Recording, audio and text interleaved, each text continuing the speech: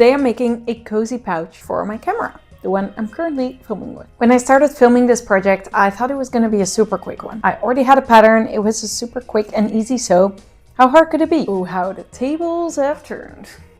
In short, I spent hours trying to figure out how to turn a climbing rope inside out, changed my mind and decided to cut it open so I could experiment with using it flat instead. Loved the way it was starting to look. Until everything started fraying and I deeply regretted my decision of cutting it open. Using a double, the way I was going about it at the start was definitely the way to go. Lots of lessons learned about working with old climbing ropes. So in this video, I'd like to take you through my process. All of the things I messed up so you don't have to. And of course at the end, I'll show what I ended up doing for the final camera pouch I made. But first things first, the pattern and cover. I started by measuring the width, depth and height of my camera. I'm making the cozy camera pouch pattern from Graco Makes, which includes 2 standard sizes, but also detailed instructions for drafting a custom size based on your camera's dimensions. Following those instructions, I created this paper mock-up. I taped the sides together, did the same for the box corners at the bottom, and then I had a base shape to start working with. The proportions of my camera are quite different from the shape that the pattern was drafted for, so I knew I'd need to make some adjustments. This lens simply requires way more depth than the skinnier lens on the camera you can see in the pattern's photos, which is why my paper mock-up ended up super square after following the pattern's directions to draft a custom size. Technically, it fits, but the shape isn't optimal for this camera. The flap feels a bit too short, and there's lots of unused space in the front. I considered taking in the front with some small darts like this, or even tapering the front completely, like so. I also noticed that these curves needed to be cut deeper in these corners, so the camera strap wouldn't be obstructed when wearing the camera around your neck. That is a really fun detail about this pouch pattern. The camera strap doubles as the pouch strap. The pattern also includes a small pocket on the inside of the flap, which is perfect to store small accessories like spare SD cards. And I'm thinking of adding another pocket over here. This empty space next to my lens seems like a perfect spot to bring a spare battery. I played around with some adjustments digitally until I was happy with the new shape, transferred those changes to paper and taped it up again. Much better, but the flap was still a bit too short. The front too high and the corners needed to be cut even deeper. So I did another round of adjustments and version 3 was spot on. This seemed like a great shape. So now that I didn't need the camera for fitting purposes anymore, I could swap it with my phone and use it for filming again. Welcome back, lovely autofocus. Now that I had the final shape of my pattern, it was time to gather some materials. Originally, I was planning to make this camera pouch as part of my previous video, 3 gear projects in a day, which I quickly rephrased into in a week and eventually in a month and a completely separate video. I had nothing planned for this camera pouch. Other than the pattern, zero clue what I was going to do. I loved the scrappy patchwork version Grace made from old kiteboarding kites, and I thought I might do something similar. Until I filmed this intro shot for those 3 gear projects. Those pieces of rope were to introduce the rope bag I made during that previous video, but as soon as I saw the rope next to the camera, I wanted to make the camera pouch from that rope. These pieces are the first cutoffs of our climbing rope, a 9.9mm mammoth rope, originally 80 meters and now 75 after we shortened it by 2.5 meters from each end.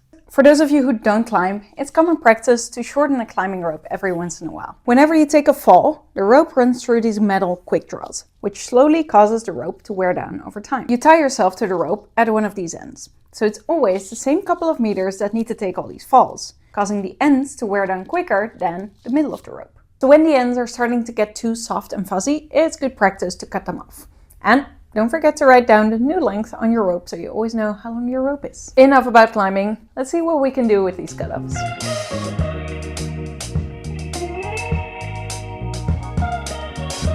After removing the tape from the side where we cut it and removing the sticker from the original ends, you can clearly see the discoloration. We regularly cleaned our rope, but it still collected a lot of dirt over the years. I carefully cut off the heat sealed end to reveal the core of the rope. Alright. Sharp knives in. Which side should I start? Gosh, I don't even know how to start this. Okay, I'm gonna very carefully fold the outside away. And then see if I can... Whoa, okay, that's actually really easy.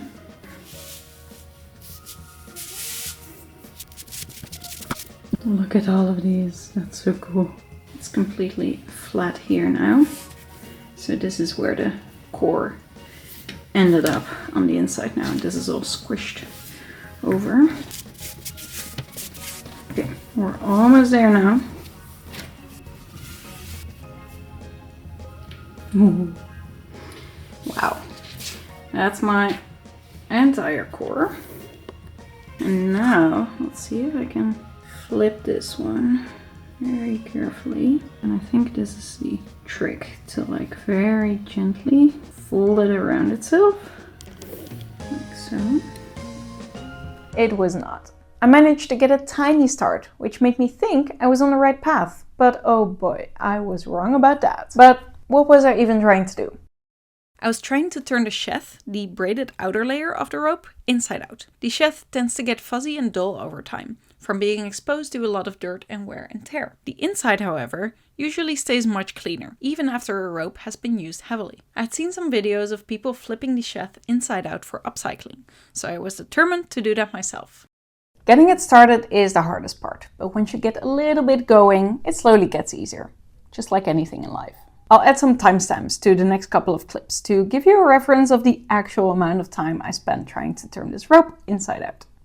At first I was just using my hands, but I quickly grabbed the angled pinpoint tweezers from my overlocker to get a better grip on the rope. After about 15 minutes, I had about 5 centimeters done.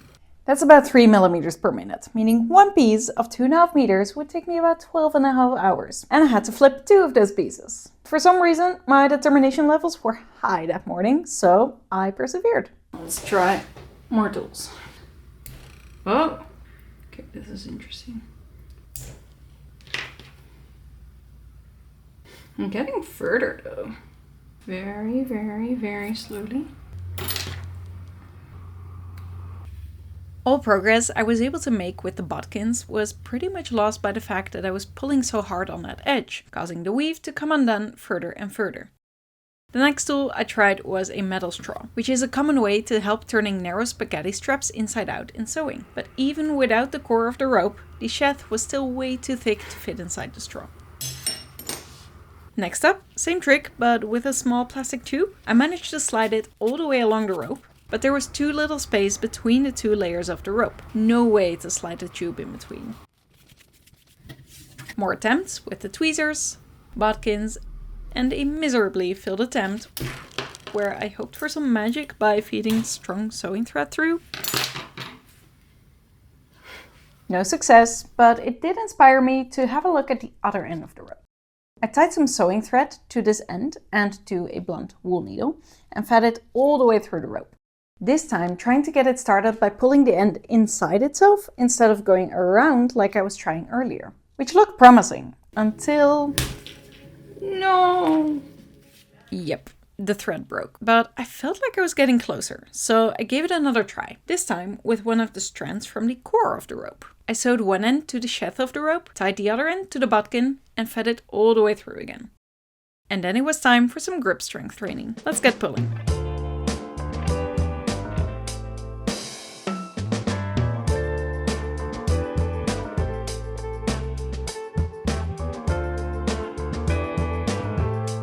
The length of the pieces made it tricky at the start, because your arms aren't long enough to put one hand on each side and pull. The length gets reduced a bit by the sheath bunching up as soon as you start pulling and pushing the rope around itself, but I still couldn't span the full length. So then I figured, what if I tie one end to something and pull on the other? The victim was this hinge pin in a door frame where we don't have a door.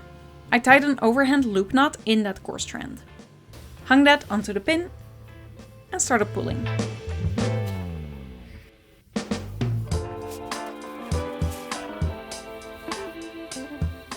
Every time I made some progress, I tie a new knot in the core strand so I could keep the length between the pin and where I was pulling as short as possible. A shorter length simply requires less pulling effort, as the force gets distributed more efficiently that way. And let me tell you, that door frame setup worked like a charm. Now that I knew how to do it, the second one took me about 15 minutes. The first one, 1.5 hours. Here I'm pulling the very last section of that second piece of rope. Done, finally. Look at those beautiful, clean and still vibrant colors on the inside of the rope. Such a big difference. My sewing table was in need of a quick clean after I pulled out half of my sewing tools and supplies to help turning that rope around. And now I can finally really get started. Let's figure out what I'm going to do. I started playing around with the rope, creating curves and seeing how far I could bend the rope while keeping it flat. The braid of the sheath runs at a 45-degree angle, which means it basically behaves like one big strip of bias. When climbing ropes are used in upcycling projects like this, they're usually pressed flat but kept double layered like this. That way, you don't have to deal with any fraying edges, but it results in a pretty thick layer, and it gets bulky quite quickly. So I also cut off a small piece, which I cut open to see what I could do if I were to use it in a single layer. This is the full width of the rope after cutting it open, and these pieces are half the width. An advantage of using the rope in a single layer is that it gives me double the length to work with. There's no way I would have been able to cover the entire surface of that pattern piece while keeping the rope double layered. This piece can bend around shallower curves, but it's too wide to bend around the sharper curves. The half-width pieces, on the other hand, are easily shaped into every curve of this pattern piece. I felt like it would be fun to create this continuous curve with these half-width strips of rope, so I made a quick adjustment to the pattern to eliminate the seams on the sides. Some of you might be wondering now, why did I spend all of that time turning the rope inside out if I was going to cut it open anyways? Yeah, that was a bit of a waste of time. This is the result of me just winging it as I go, without any plan for the next step. Let's just continue. I'm using a piece of cotton as the base to attach the strips of rope to.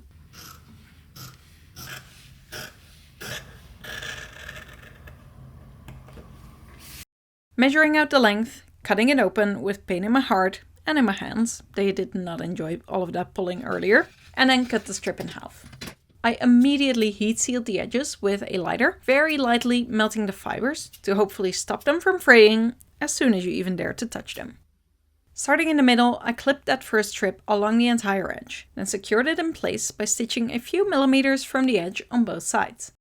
Repeated those steps for the second strip, layering the rope as tight as possible against the first one, pinning, sewing, sewing, and again for the third strip. The curve was really starting to get sharp and narrow here. So from the fourth strip onwards, I started cutting them in the middle, because this center line would eventually get covered by a piece of grosgrain ribbon. At this point, I also realized I still didn't have enough rope to cover the entire surface, even while using the rope single layered. So I started digging through my fabric stash, looking for something I could use to cover the bottom of the pouch. I grabbed this big stack of swatches. These are all fabric samples from Bij Borre, which is a local textile company here in Amsterdam. They produce innovative knitted textiles with responsibility and transparency at its core. And they recently hosted a sample sale where I got these swatches and a few other deadstock textiles.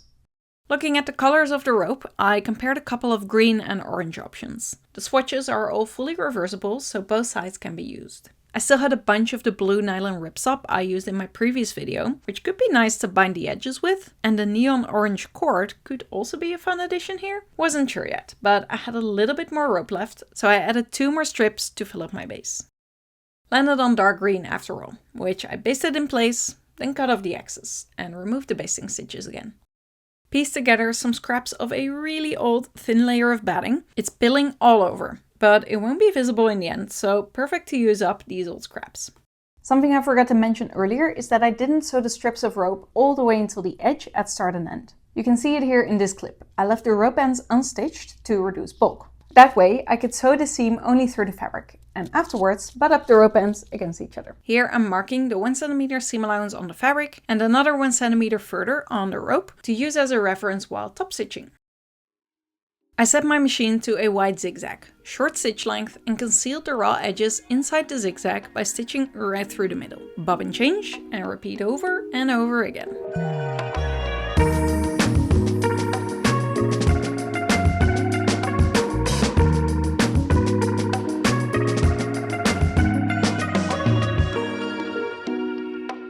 Use this opportunity to empty out a bunch of bobbins with small amounts of thread in random colors. Emptied 6 in total.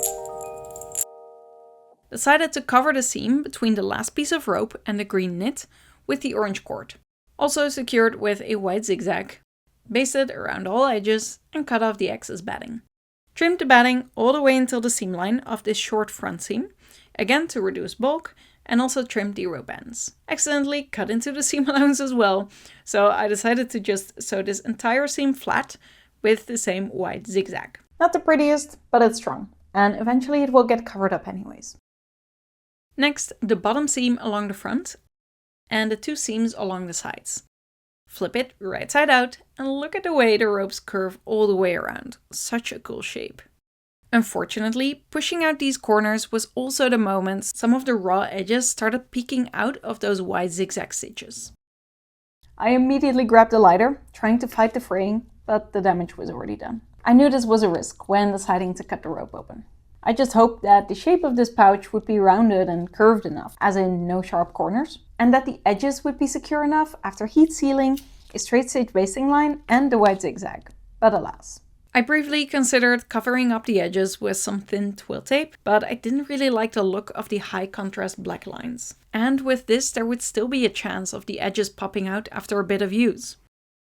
Accepted my defeat and unpicked those bottom seams, so I could let it rest flat and avoid the fraying getting even worse while I figured out my next steps. It is like a week later or so right now. I just needed some time away to figure out what I wanted to do, if I still wanted to go ahead with it or try something different. And I think it's going to be the latter. If it's already doing this after no use at all while I'm still constructing it, I just don't really have any faith in this construction to hold up long enough. It is going to need to resist and like go through quite some wear and tear and like bumping, and if it's going to be used, it just needs to be able to withstand at least some of that use. So it really sucks because I really liked like visually where it was going. I would have loved for this to work out, but yeah, in hindsight, I just shouldn't have cut up the rope and used it flat. Basically using it double, the way I was going about it at the start was definitely the way to go. I randomly decided that I wanted to try this out just to see if it worked. Well, conclusion is it doesn't. Let me actually show you first what my new plan is now that we don't have any climbing rope anymore. I only have a few very small scraps left, but it's going to be nowhere near enough to do something like this. So I am thinking of making the next version entirely from these swatches because I have an entire stack. They're all roughly 20 by 15 centimeters. Slightly different sizes, different colors. Both sides can be used, so I need to make wise choices of which colors and which sides I like the most. Here's Marlies from the future again to tell you to remember those words. Wise choices of colors. They might not age well. So I think these are going to be really nice to patchwork together into the new version of the camera pouch. I do really like this like shape of the lines like curving around and kind of emphasizing that shape and that curvature. But these swatches are not going to be long enough to create that exact same effect. So this is my biggest piece, is almost 30 by 20 centimeters. Even if I use the bias, which is like the longest distance I have, I think it's just gonna be too short. I think I'm gonna go back to the original construction, like cut it open here. So this seam over here is gonna be gone. And I'm going to reintroduce the seams here in the middle along the side. Still have the blue continue all the way around, but because I have 2 more seams in there, the pieces that I cut don't need to be as long. Like the continuous pieces I need to cut don't need to be as long. So I think I'm gonna have a look and see if that works out. Yeah, let's just go.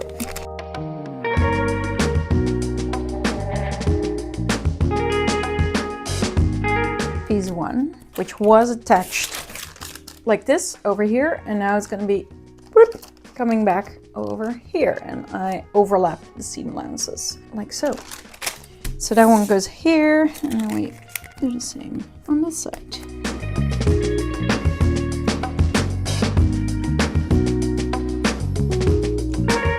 So this is more like the original version of the pattern. Still a lot of adjustments because I had to make it fit the proportions of my camera. But this is the same construction again as it was originally intended. One more piece of tape here. I'm gonna stop talking and start filming from up top. Let's go.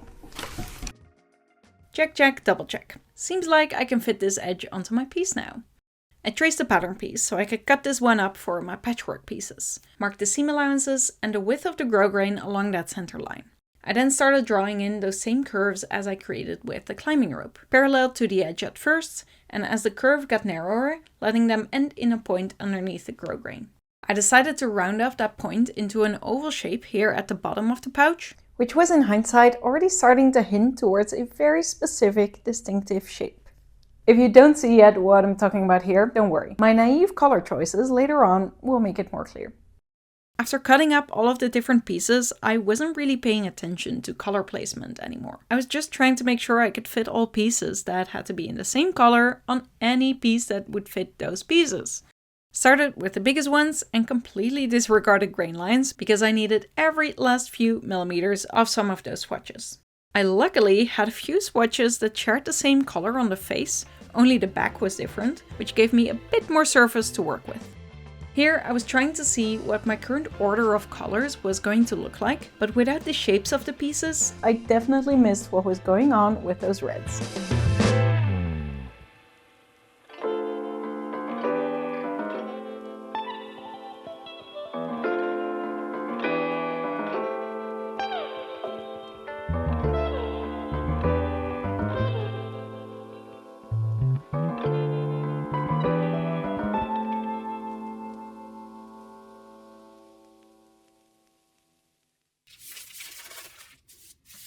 Use the remaining scraps of that same grey cotton to piece together a new base layer to stitch my patchwork to. Top stitch those seams to make it nice and flat, and then it was time to uncover my color choices.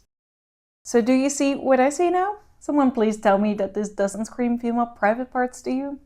I started flipping some pieces the other way around to see if I could still save myself from my color choices, but again, the damage was already done. Some pieces couldn't be flipped because of those stickers. I tried removing one, but it left a horrible sticky residue I couldn't get rid of. I compared some color combinations by flipping the orange-red pieces and the blue-purple pieces, but none of the options seemed convincing to me. I just couldn't not see it anymore. Oh well, it's just the bottom. No one will see, except all of you lovely people watching this video. Similar to the construction of the rope version, I placed the pieces tightly against each other and top stitched over the seams to enclose all the raw edges inside. This time I went for an extra wide imitation flatlock, which adds a bit of a sporty vibe, but also maintains that crafty patchwork feel. At this point I had top stitched the majority of seams, only the unfortunate oval left to be done. This flatlock imitation stitch on my machine is really a test of patience. The needle keeps going back and forth across the same spot to create this pattern. These clips are playing at actual speed, and I'm going pedal to the metal, sewing at the maximum speed over here, but still going pretty slow. Alright, we have made it quite far in. The back looks like this. Top stitched with this faux flatlock. It's not perfect, like everything was a bit wonky and these strips are not running perfectly parallel. They're a little bit uneven, but I kind of don't really mind. I just wanted this to be a really scrappy vibe kind of project. Center still has a little bit of a vagina feel. It's gonna be the bottom, I think, I hope. It's not gonna be too obvious. Like, if you see it this way, I don't think you're really gonna notice, but then the bottom, like well, I don't care. So I'm now gonna attach this strip of webbing along the center. In the pattern, Grace suggests two different ways that you can do this. Either just top stitch it or you can bar tack it. What I think I'm gonna do is I'm going to top stitch it with black thread along the edges so it's fully connected. And then later I'm still gonna add bar tacks just for like the visual aspect. They're not gonna have any function. I think the look will be good. I am gonna use a G-hook closure like this. On this side of the strap is gonna have the G-hook, and so then you can hook it in place like that. But this means that the strap of the G-hook is not gonna be sewn down to this side of the bag completely. It needs to be loose so you can hook it in. I just stitched down a really short piece of webbing already along the edges like this, and then this one's gonna go over it. And it's going to be bar tacked in place until somewhere over here. And so then this part is going to be loose, but the raw edges below are still going to be covered up. These are the lining pieces I'll be using. A very soft velvet neoprene mashup. You can see the foam layer on a knit base and the velvet on top. super soft and has a nice shine to it.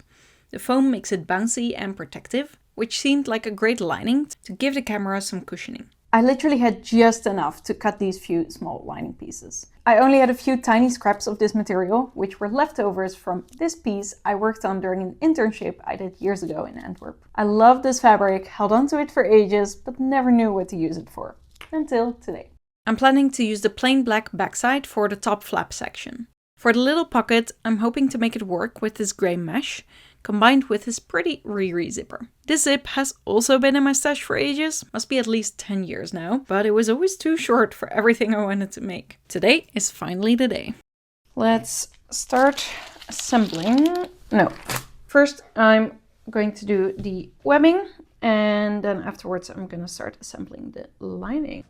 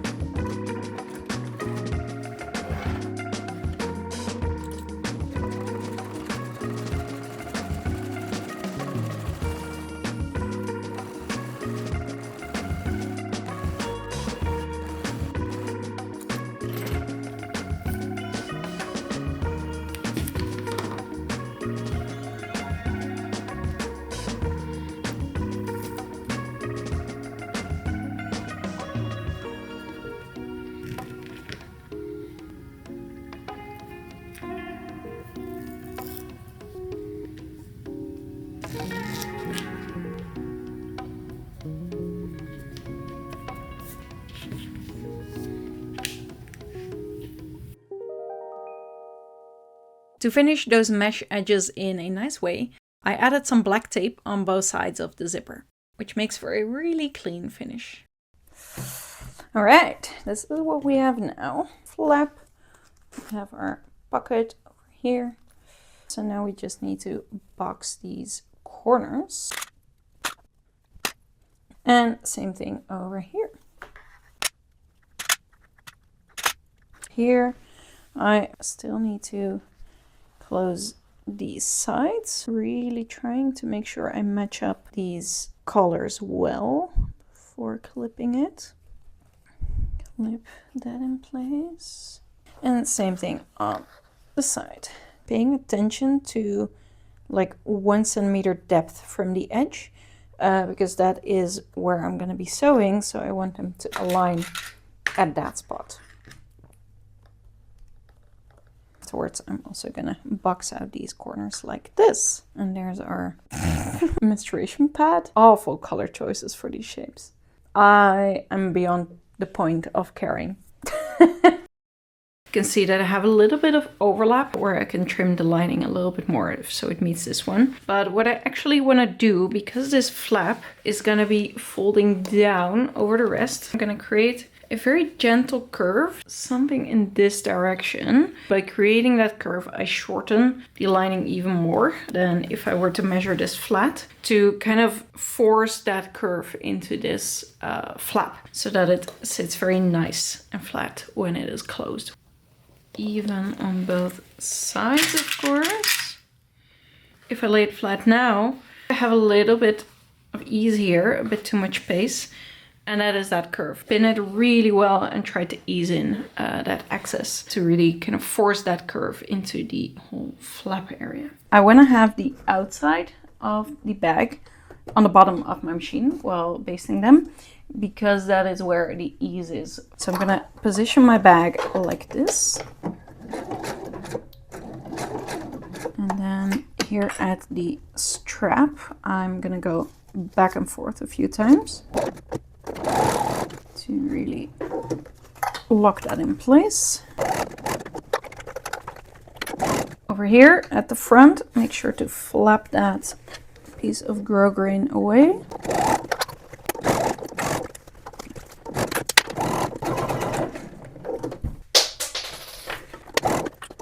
we're in the black section, so we're in flap territory now. This fabric has a little bit of give, so I can very gently stretch it out until the edges meet.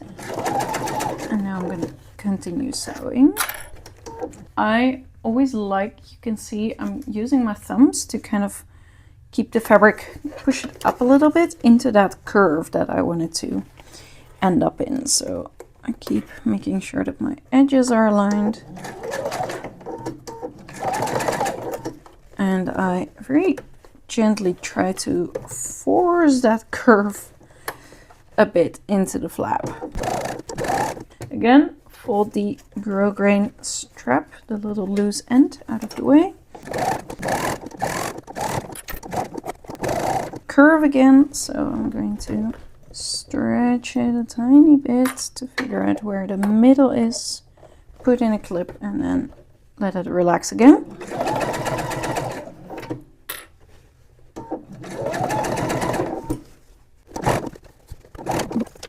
That's all basted in place, and here you can see all the excess that I can cut off now. It naturally wants to curve. That's not only the gravity from the heavy flap, but also this section. It really wants to curve like this, and there's no excess here on the inside from the shorter length of the curve. Let's try to fit our camera inside again. Now, that is a very good fit. We still have some space here for the battery. This is where the side seam is and the bottom seam. If I would have been smart, I would have just added a little pocket inside those two seams. I forgot. Found this small little strip to create a tiny little pocket.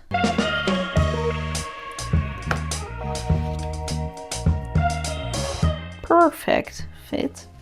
This isn't going anywhere.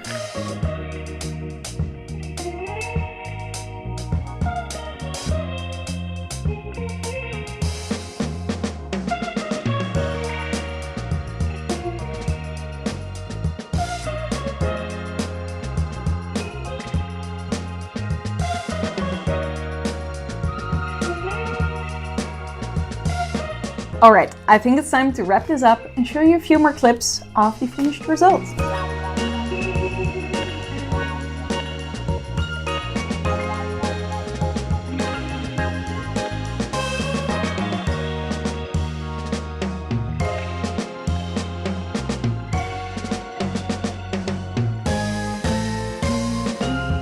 This is the final camera pouch, and my camera has never been more cozy when it's not on tripod duty. In all honesty, I was really done with this project by the end. I just wanted it to be done so I could move on to something else. Don't get me wrong, I'm really happy with the final result, but glad that it's over. I was just really not feeling it anymore after all the effort I put into this first rope version, and it just not really working out. Even editing this video after the pouch was already done felt so much like a chore, even though I normally love editing videos. But that is just the way it is. Sometimes a sewing project doesn't really go to plan, also when there wasn't even a real plan to start with. And sometimes you just need to pull the plug from a project that is draining more of your energy than it's giving you. Other times it might help to just push yourself to finish it, to free up headspace for your next project. Hope to see you for that next one.